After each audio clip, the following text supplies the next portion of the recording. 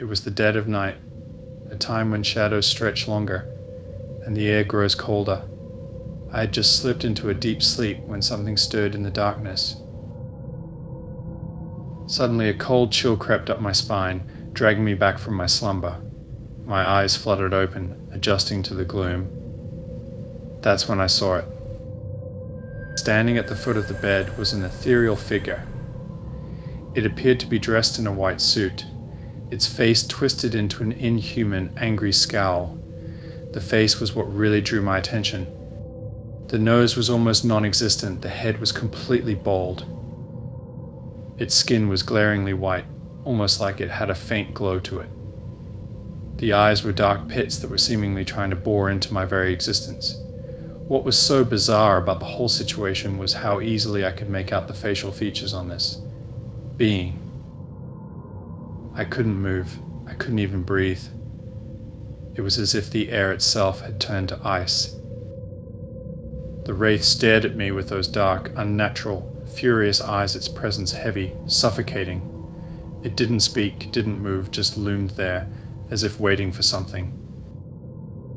As quickly as it had come, it began to fade, its form dissolving into the shadows, leaving behind a silence that screamed louder than any sound. I lay there, paralyzed with fear, wondering if it had been a dream, or something far worse, but I knew deep down that I was not alone in the dark. Welcome to the Whispered Realm. What you just heard is an excerpt from a story a friend once told me. This happened to him many years ago, but this was not the end of the tale. The wraith-like figure would make itself known once more. Let's continue the story from his perspective. On the night of the first visit, I had been up late playing video games with my flatmate. I was having trouble sleeping of late. This was due to a combination of a stressful job and financial worries plaguing my every waking moment.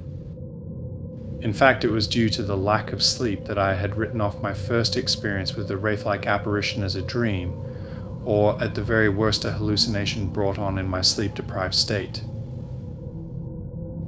It had been a few nights since the wraith's first visit, and the memory of that haunting figure lingered like a shadow. Tonight, however, I slept soundly for the first time in what seemed like weeks. I was unaware that something sinister was about to return. But not everyone was asleep. My girlfriend had stayed over that night. Unable to sleep due to her own stressful job, she played a game on her laptop, making sure she was quiet enough not to wake me as she sat upright in bed. She was oblivious to the chill creeping into the room, to the shifting shadows before her. Something caught her attention above her laptop. She looked up, and her heart froze. There it was, the pale figure, floating just above the end of the bed, its face an angry, inhuman mask like before, apparently staring at me with those dark, furious eyes. A muffled cry escaped her lips, enough to wake me. I woke up and saw the terror in her eyes, knowing immediately what she had seen. In a trembling voice, she described the figure, her words sending a chill down my spine. She spoke of a pale figure, standing there, watching me with an angry face.